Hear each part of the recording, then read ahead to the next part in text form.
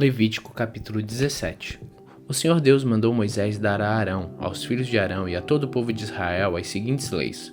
Se um israelita matar um boi ou um carneirinho ou um cabrito dentro ou fora do acampamento e não levar o animal até a entrada da tenda sagrada para oferecê-lo como sacrifício a Deus o Senhor, esse homem será expulso do meio do povo de Israel.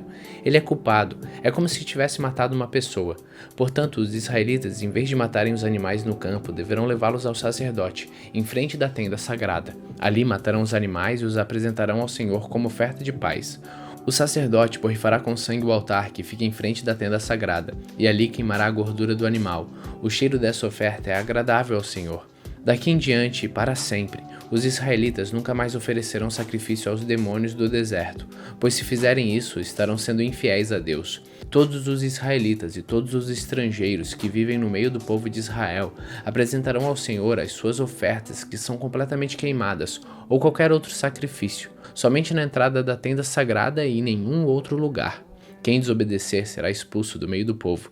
Se um israelita ou um estrangeiro que vive no meio do povo de Israel comer sangue, Deus ficará contra ele e o expulsará do meio do povo, pois a vida de todo ser vivente está no sangue.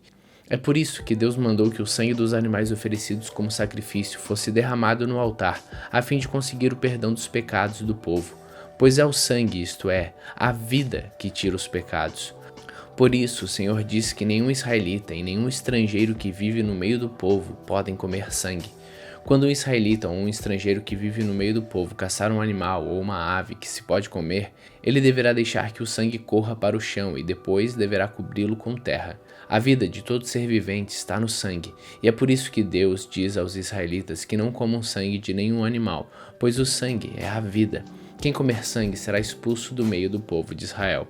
Qualquer um, seja israelita ou estrangeiro, que comer a carne de um animal que tenha tido morte natural ou que tenha sido morto por outros animais, deverá lavar a roupa que estiver vestindo e tomar um banho, e ficará impuro até o pôr do sol. Depois ficará puro de novo. Mas se não lavar a roupa e se não tomar um banho, essa pessoa será castigada. Levítico capítulo 18. O Senhor Deus mandou Moisés dizer aos israelitas o seguinte: Eu sou o Senhor, o Deus de vocês.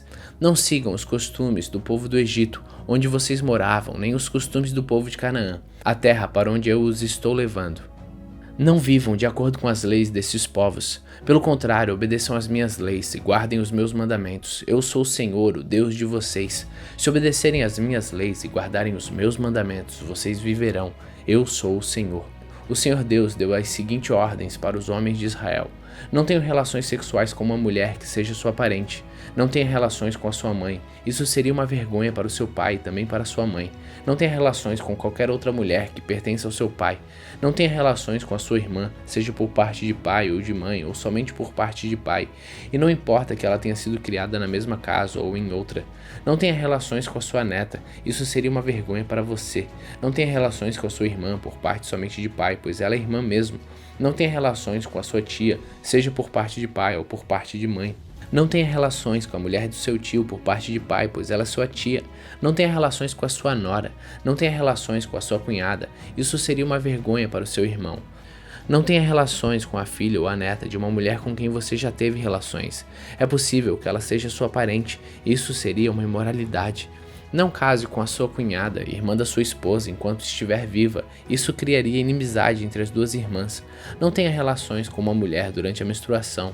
Não tenha relações com a mulher de outro homem. Isso torna você impuro. Nenhum pai deverá entregar o filho ou a filha para servir o deus Moloque. Isso seria profanar o santo nome de Deus, o Senhor. Nenhum homem deverá ter relações com outro homem. Deus detesta isso. Ninguém, homem ou mulher, deverá ter relações com um animal. Isso é uma imoralidade. A pessoa fica impura. E Deus disse ao povo de Israel: Não façam nenhuma dessas coisas, pois vocês ficarão impuros, como ficaram impuros os povos que eu vou expulsar da terra que vai ser de vocês. Os pecados daqueles povos fizeram com que a terra onde eles moravam ficasse impura. Por isso eu castiguei aquela terra, e ela está expulsando os seus moradores. Mas vocês todos, tanto os israelitas como os estrangeiros que vivem no meio de vocês, obedeçam às minhas leis e os meus mandamentos, e não cometam nenhuma dessas imoralidades. Pois foram esses os pecados que os homens que moravam naquela terra cometeram, e por isso ela ficou impura. Portanto, que não aconteça que vocês façam a terra ficar impura e que ela os expulse, como fez com os povos que moravam lá. Quem cometer um desses pecados será expulso do meio do povo de Israel. Obedeçam a todos os meus mandamentos e não imitem os costumes imorais dos povos que moravam naquela terra antes de vocês. Não se tornem impuros. Eu sou o Senhor, o Deus de vocês.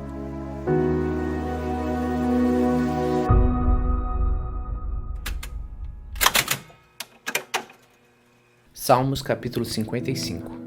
Ouve a minha oração, ó Deus, não deixes de atender o meu pedido. Escuta-me e responde. As minhas aflições me deixam desgastado. Eu tremo quando ouço as ameaças dos meus inimigos. A perseguição dos maus me esmaga. Eles fazem com que desgraças caiam sobre mim, estão com raiva de mim e me odeiam. O meu coração está cheio de medo e o pavor da morte cai sobre mim. Sinto um medo terrível e estou tremendo. O pavor tomou conta de mim. Ah, se eu tivesse asas como a pomba, voaria para um lugar de descanso, fugiria para bem longe e moraria no deserto. Bem depressa procuraria achar um lugar seguro para me esconder da ventania e da tempestade. Ó Senhor, atrapalhe e destrói os conchavos dos meus inimigos, pois vejo violência e pancadaria na cidade. Dia e noite eles andam em volta dela, nas muralhas enchendo-as de crime e maldade. Por toda parte a destruição e as ruas estão cheias de exploração e desonestidade. Não era um inimigo que estava zombando de mim. Se fosse, eu poderia suportar. Nem era um adversário que me tratava com desprezo, pois eu poderia me esconder dele. Porém foi você mesmo, meu companheiro, meu colega e amigo íntimo. Conversávamos com toda a liberdade e íamos juntos adorar com o povo no templo. Que a morte venha de repente sobre os meus inimigos, que eles desçam vivos para o mundo dos mortos, pois a maldade está na casa e no coração deles. Mas eu chamo a Deus, o Senhor, pedindo ajuda, e Ele me salva. De manhã ao meio-dia e de noite eu choro e me queixo, e Ele me ouve. Ele me traz são e salvo de volta das batalhas em que luto contra os meus inimigos. O Deus que reina desde a eternidade me ouve e os derrota, pois eles não querem mudar de vida e não temem a Deus. O meu antigo companheiro atacou seus próprios amigos e quebrou as promessas que havia feito a eles. As palavras deles eram mais macias do que a manteiga, mas no coração havia ódio. As palavras dele eram mais suaves do que o azeite, mas cortavam como espadas afiadas. Entregue os seus problemas ao Senhor e Ele o ajudará. Ele nunca deixa que fracasse a pessoa que lhe obedece. Mas quanto àqueles assassinos e traidores, tu, ó Deus, os jogarás no fundo do mundo dos mortos. Eles não chegarão até a metade da sua vida. Eu, porém, confiarei em ti.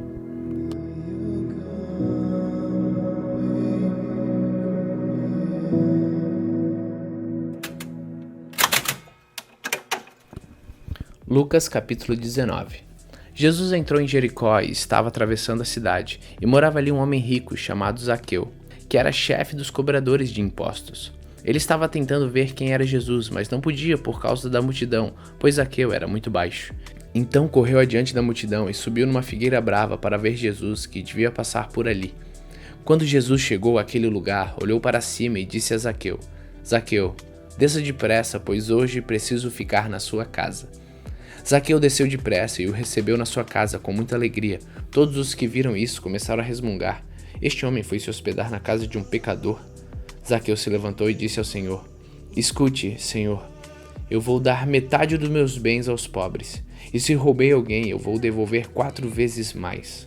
Então Jesus disse: Hoje a salvação entrou nesta casa, pois este homem também é descendente de Abraão, porque o Filho do Homem veio buscar e salvar quem está perdido. Jesus contou uma parábola aos que ouviram o que ele tinha dito. Agora ele estava perto de Jerusalém, e por isso eles estavam pensando que o reino de Deus ia aparecer logo. Então Jesus disse: Certo homem de uma família importante foi para um país que ficava bem longe, para lá ser feito rei e depois voltar. Antes de viajar, chamou 10 dos seus empregados, deu a cada um uma moeda de ouro e disse: Vejam o que vocês conseguem ganhar com este dinheiro até a minha volta. Acontece que o povo do seu país o odiava e por isso mandou atrás dele uma comissão para dizer que não queriam que aquele homem fosse feito rei deles. O homem foi feito rei e voltou para casa. Aí mandou chamar os empregados a quem tinha dado dinheiro para saber o quanto haviam conseguido ganhar. O primeiro chegou e disse: Patrão, com aquela moeda de ouro que o senhor me deu, eu ganhei 10. Muito bem, respondeu ele, você é um bom empregado. E porque você foi fiel em coisas pequenas, você vai ser o governador de 10 cidades. O segundo empregado veio e disse: Patrão, com aquela moeda de ouro que o senhor me deu, eu ganhei 5. Você vai ser governador de 5 cidades, disse o patrão. O outro chegou e disse: Patrão, aqui está a sua moeda. Eu a embrulhei num lenço e a escondi. Tive medo do senhor, porque sei que é um homem duro, que tira dos outros o que não é seu e colhe o que não plantou. Ele respondeu: Você é um mau empregado. Vou usar as suas próprias palavras para julgá-lo. Você sabia que eu sou um homem duro, que tiro dos outros o que não é meu e colho o que não plantei. Então por que é que você não pôs o meu dinheiro no banco? Assim, quando eu voltasse de viagem, receberia o dinheiro com juros. E disse para os que estavam ali: Tirem dele a moeda e deem ao que tem 10. Eles responderam: Mas ele já tem 10 moedas, patrão. E o patrão disse: Eu afirmo a vocês que aquele que tem muito receberá ainda mais, mas quem não tem, até o pouco que tem será tirado dele. E agora trago aqui os meus inimigos, que não queriam que eu fosse rei deles, e os matem na minha frente. Depois de dizer isso, Jesus foi adiante deles para Jerusalém. Quando iam chegando ao povoado de Betfagé e Betânia, que ficam perto do Monte das Oliveiras, enviou 2 discípulos na frente, com a seguinte ordem: Vão até o povoado ali adiante. Logo que vocês entrarem lá, encontrarão preso um jumentinho que ainda não foi montado. Desamarrem o animal e tragam aqui. Se alguém perguntar por que vocês estão fazendo isso, digam que o mestre precisa dele. Eles foram e acharam tudo como Jesus tinha dito. Quando estavam desamarrando o jumentinho, os donos perguntaram: Por que vocês estão desamarrando o animal? Eles responderam: O mestre precisa dele. Então eles levaram o jumentinho para Jesus, puseram as suas capas sobre o animal e ajuntaram Jesus a montar. Conforme ele ia passando, o povo estendia suas capas no caminho. Quando Jesus chegou perto de Jerusalém, na descida do Monte das Oliveiras, uma grande multidão de seguidores ia com ele. E eles, cheios de alegria, começaram a louvar a Deus em voz alta por tudo que tinham visto. Eles diziam: Que Deus abençoe o rei que vem em nome do Senhor, paz no céu e glória a Deus. Aí alguns fariseus que estavam no meio da multidão disseram a Jesus: Mestre, mande que os seus seguidores calem a boca. Jesus respondeu: Eu afirmo a vocês que se eles se calarem, as pedras gritarão. Quando Jesus chegou perto de Jerusalém e viu a cidade, chorou com pena dela e disse: Ah, Jerusalém, se hoje mesmo você soubesse o que é preciso para conseguir a paz. Mas agora você não pode ver isso, pois chegarão os dias em que os inimigos vão cercá-la com rampas de ataque e vão rodeá-la e apertá-la de todos os lados. Eles destruirão completamente você e todos os seus moradores. Não ficará uma pedra em cima de outra pedra, porque você não reconheceu o tempo em que Deus veio para salvá-la. Jesus entrou no pátio do templo e começou a expulsar dali os vendedores. Ele lhes disse: Nas escrituras sagradas está escrito que Deus disse o seguinte: A minha casa será uma casa de oração, e vocês a transformaram num esconderijo de ladrões. Jesus ensinava no pátio do templo todos os dias. O chefe dos sacerdotes, os mestres da lei, os líderes do povo queriam matá-lo, mas não achavam jeito de fazer isso, pois todos o escutavam com muita atenção.